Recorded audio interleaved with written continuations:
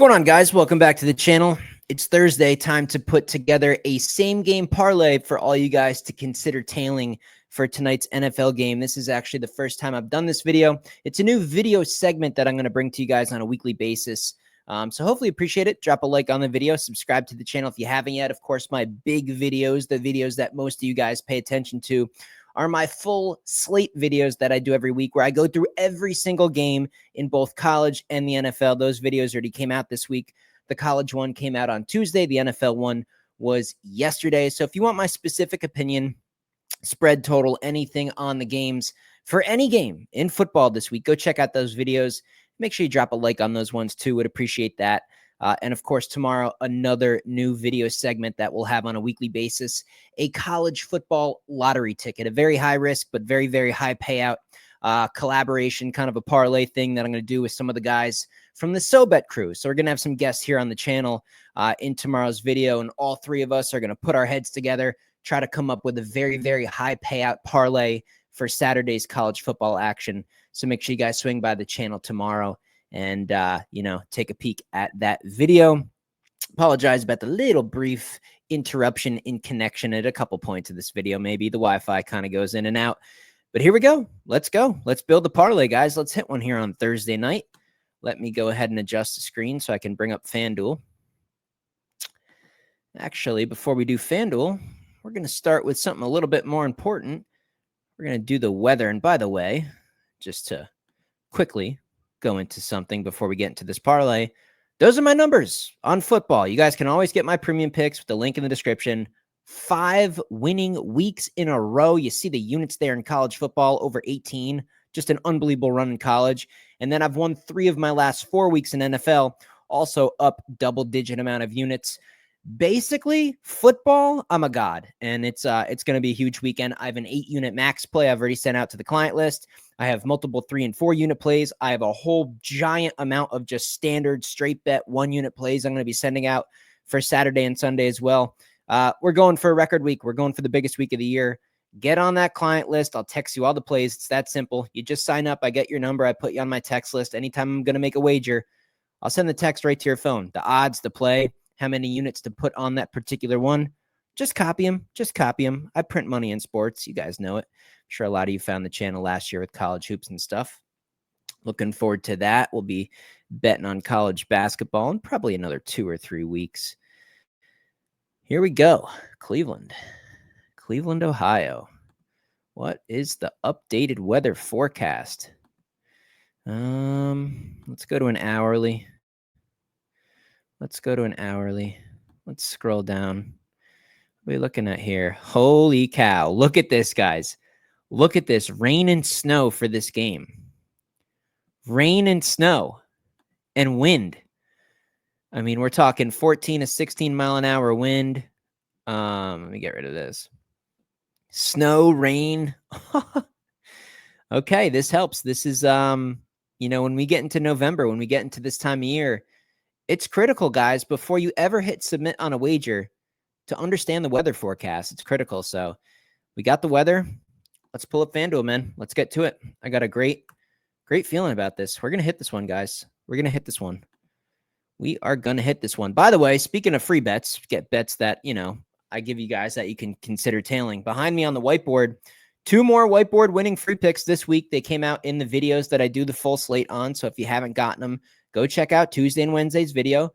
We're coming off another 2-0 week. The week before that, another 2-0 week. We sit at 16-7 on my whiteboard free picks. It would be a disaster for you not to continue to tail those. So make sure you check out the videos I've already uploaded this week and at least get my official whiteboard winning free pick for both college and NFL. 70% win rate season to date on those. Incredible. Best in the industry. Not close.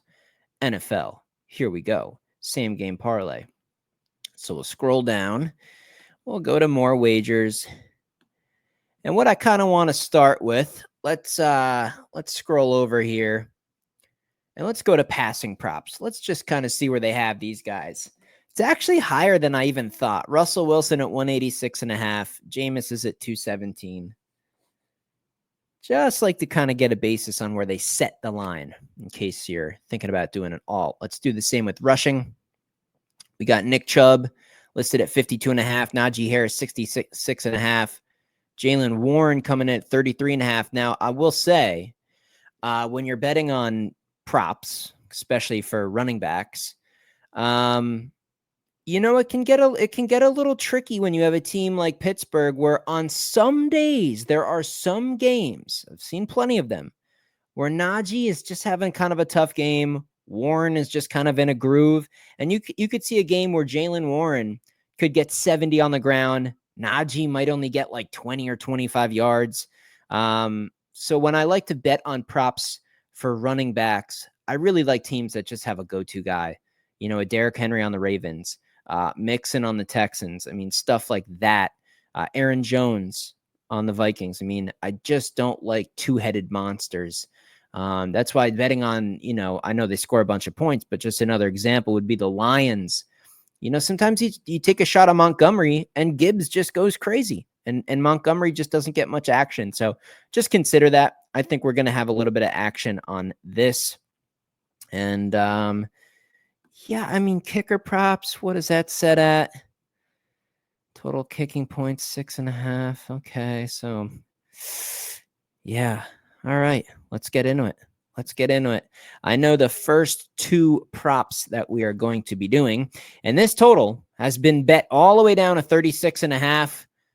I'm not sure that's low enough, but in such a low-scoring game, there's of course a chance for overtime in a game like this. So we're going to start here, guys. Leg number one is going to be an alternative spread. We're taking the Browns, man. This is a terrible spot for the Steelers. Terrible. We're taking the Browns. We're going to go up to 11.5. The total's 36.5, people. This game is going to be like 13-10, 16-13. I mean, 17-14, 17, even 17-10. I don't know. It's going to be something ugly. The Browns ain't losing by double digits here. You got Pitt on the road. Pitt's overvalued. They're not overrated. They're good, but they're overvalued in terms of betting. And despite that, the money's all over Pittsburgh, and we have a juice 3.5 for Cleveland. So I like Browns getting 11.5. They're covering that. Next, we're going to go to alternative total points. We're going to take an alternative under. We saw the weather. We've seen this get bet down. The sharps are on the under. I'll bring up the money splits for you guys. I was looking at this earlier. I like the under, man. If you're looking for just a straight bet, I like the under in this game. But we got 68% of tickets on the under, almost 80% of the money. The markets have reacted to it. That's another thing you guys want to look at. Money splits only mean so much. If certain things aren't correlated, if certain factors don't all align, you can throw it out the window. I mean, the public gets some stuff right, but when you see sharp money, the big money on a side, and it comes in and the market moves, that's what you want to see. If you see a bunch of money on like a public underdog and the line's just holding, bad, very, very bad. So to continue here, we're looking for an alternative under. So we're going to look at that right side with the unders. We're going to come down here. We're going to go to 48.5. I mean, untouchable, like zero chance it gets to 48.5. I think we could play much lower. I think you guys, if you want to get a little bit more aggressive, 43, 44, I think that's safe. I don't think the total's getting out of the 30s with that weather and everything. But like I said, chance, with the weather, there's a chance for defensive scores, weird things on special teams. Maybe there's an extra 7 or 10 points in this game from fluky stuff. Maybe the game goes to overtime. You never know. 48.5, you get above all the key numbers. 49.5 is no man's land. Rare. It's never going to land on that. But 47, 46, and 45, those are the big three. There are a ton of scoring margins, final scores, that add up to these mid-40s. 48.5 gets above just about everything. Even like a 27-21 game, you'd be good on that. 24-23, you'd be good on that. 24-0, I mean, all those kind of mid-20 scores, you're good. So we're already at minus 226 with just our alt spread and alt total. Now, let's get rid of this. I'll just exit out of the menu. We'll get rid of that, and we'll come down. And I was considering looking at an alternative passing for Winston, because I do think they're probably going to be playing catch up in this game, but it's just not a game where we can consider a passing prop with the weather. So we're going to pass on that. We're going to use Njoku. I think we're going to go with Njoku to get 25 yards. He's physical. He can get yards after the catch. Nobody's airing out moon balls in a game like this. Big, physical, tight end style receivers are going to get the bulk of it. Even his 40-plus yards is juiced at -142. One decent catch, he can take off. He can get 25 yards. We're going with Njoku. He's going to be over the middle. They're going to use him. He's a big target. He's going to be used. Now, just to kind of triple check on this, we'll go back up here. We'll go to receiving props. We'll see what he's set at. His total is set at 44.5. One of the higher ones on the entire board. What about his receptions? Because that's important. 4.5. It's set at 4.5. So the chance he's at least going to get like 2 to 3 catches, it's just about a lock. He's going to be used. He's going to get 25 yards. Let's go back to hunting some more lines. We're already down to -115. You could just leave it alone. You could just play at those 3. The alt under, the alt spread, and Njoku to get 25 yards. But we're not going to do that because we have a couple gimmies we're going to throw in. We're going to go down a rush. We're going to Chubb. And we're just going 25 yards. Yes, it's -1,000. Don't at me. It got us to plus money. He's getting 25 yards on the ground. Jaylen Warren, I can't do it. And Najee Harris, I can't do it because sometimes they just split the touches. I'm not willing to go 40 yards on the ground against defense in Cleveland that's going to be fired up at home. I can't do it. We can't do TD props with the quarterbacks. Everything's probably going to be on the ground. I'm not ballsy enough to do rushing, touchdown here. We're going to leave it at this, guys. I don't think we have to add any more. We could juice it up a little bit more. We could get just a little bit more aggressive maybe on that total. Like I said, bring the total down to like 43, 44. But guys, Browns plus 11.5, under 48.5. Njoku to get 25 yards and Nick Chubb to get 25 yards plus 103. That's what we're rocking with. 4 legs plus money. Browns at home, man. I think they can get this done outright. I think this could be an upset. I know the Steelers have played well. This is just not the right weather. It's just not the right weather. This is just going to be an ugly AFC divisional nasty game. It's going to be low scoring. I think the Browns are going to steal this one. Depends on Winston. We'll see how he does. This is just kind of how the NFL works, man. Steelers stock is at an all-time high.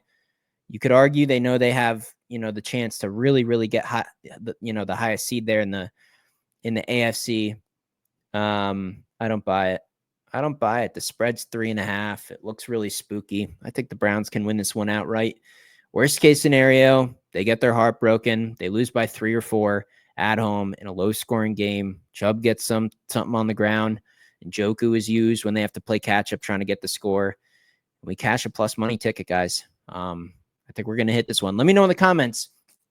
Out of those 4 legs, let me know which of them you think is the highest risk. Let me know what you think you would add on your own, any adjustments you're going to make on your own. Curious to see all your opinions. Don't forget to hit the like button. Don't forget to tune in tomorrow for the college football Week 13 lottery ticket. That's all I got, guys. See you in the next video.